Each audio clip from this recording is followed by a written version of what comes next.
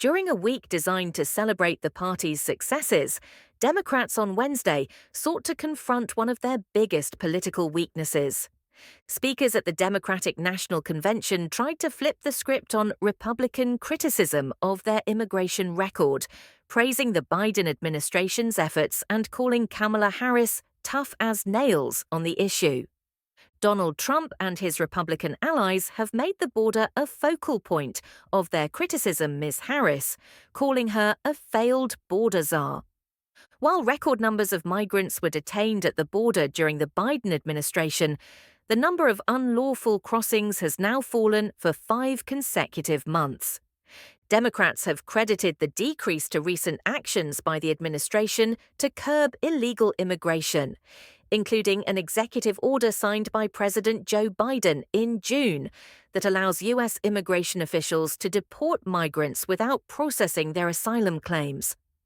A recent poll from CBS, the BBC's U.S. partner, found that 48% of likely voters believe crossings will go up if Ms. Harris wins. A vast majority, 72%, said they believe they will decrease under Trump. The issue came to the forefront of the DNC on Wednesday, with several speakers defending Ms. Harris's record and slamming the former president for standing in the way of a bipartisan border security deal that collapsed in Congress earlier this year. "Let's be clear, the border is broken," said New York Congressman Tom Suozzi, who has called for tougher border security and asylum laws. In echoing a line frequently used by Republicans to attack Mr. Biden's immigration policies, Mr. Suozzi and other Democrats sought to show the party's shift toward a tougher immigration message on an issue considered to be one of their biggest political vulnerabilities. Mr. Suozzi added, "Ms. Harris joyfully accepts the challenge to work across party lines, to secure our border, to treat people like human beings." The Trump campaign has targeted Ms. Harris for her role in the administration's immigration policy, attacking her as a failed border czar. As vice president, one of Ms. Harris's early diplomatic assignments was to address the economic conditions driving a surge of migrants from Central America to the U.S.-Mexico border. Connecticut Senator Chris Murphy, the lead Democratic negotiator who helped broker the measure that failed in Congress in February, said Ms. Harris has been tough as nails on illegal immigration, pushing back on Republican accusations that she opened the border to unchecked migration. "Kamala Harris knows we can be a nation of immigrants and immigration laws," he added. "That's why when she's president, she will bring that border bill back and she'll pass it." The senator pointedly blamed Trump for the country's immigration problems. "Trump killed that bill because he knew if we fixed the border, he'd lose his ability to divide us, his ability to fan the flames of fear about people who come from different places," Mr. Murphy said. Mr. Murphy's comments were echoed by California Representative Pete Aguilar, the chairman of the House Democratic Caucus. According to Mr. Aguilar, voters need not choose between a secure border and building an America for all. "Under President Harris, we can and will do both," he added.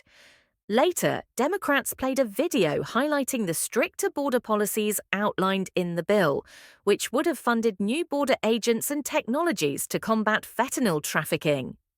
On the floor of the DNC, some delegates suggested that immigration will be a secondary electoral issue for many voters more preoccupied with daily concerns, despite polling consistently showing it's a top concern for many. "Immigration is certainly an important issue," said Julie Johnson, a Texas delegate, state representative, and candidate for the House of Representatives in Washington. "But other people's immigration does not affect whether they can go see a doctor, afford a home, or whether they have a good-paying job." Others were more cautious. Illinois Democratic Representative Jonathan Jackson, the son of famed civil rights activist Jesse Jackson, told the BBC that work remains to be done and that he hoped Ms. Harris would do more to immediately address the issue if she wins. "We're going to have to deal with these migrant issues," said Mr. Jackson, who argued that economically depressed communities of color bear the brunt of any migrant influx. People don't like to leave their dwellings without clothes or water or cash, but if the conditions are unbearable, they have to leave. I think she has to deal with it on day one, he added. On the streets of Chicago, a blue city which saw tens of thousands of migrant arrivals over the last 2 years, many residents said they were sympathetic to the migrants, even if some were concerned they were a strain on local resources. The government, provided food, they provided housing, provided clothing, said Naaman Martin, an elderly Chicago resident who plans to vote for Harris. But for the homeless, they claim they can't do nothing. It is what it is, he added. It is not a voting issue for me. Alexandra Willis, a 29-year-old store owner and Harris supporter, said she has a lot of empathy for migrants and wishes they had legal pathways to the country. They made it all the way here from another country, she said. They're very talented. I'd hire them, but legally I can't. Immigrants have expressed frustration that their difficult journeys to the US have become a political lightning rod. As the DNC unfolded this week, several dozen predominantly Venezuelan migrants gathered at a shelter just a few miles away, waiting for volunteers to distribute donated snacks, as politicians nearby discussed policies that could eventually determine their fate. While the migrants currently housed there are only vaguely aware of the ongoing convention, they are very familiar with immigration, the border and conceptions of migrant crime playing a prominent role in the US political debate.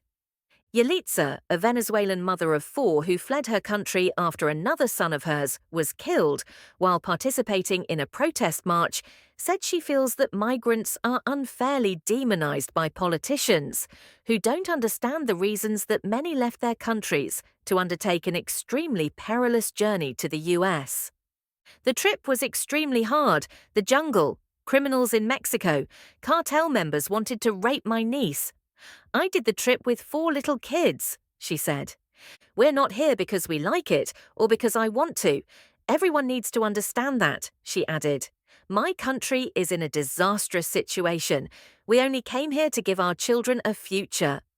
Subscribe for more updates.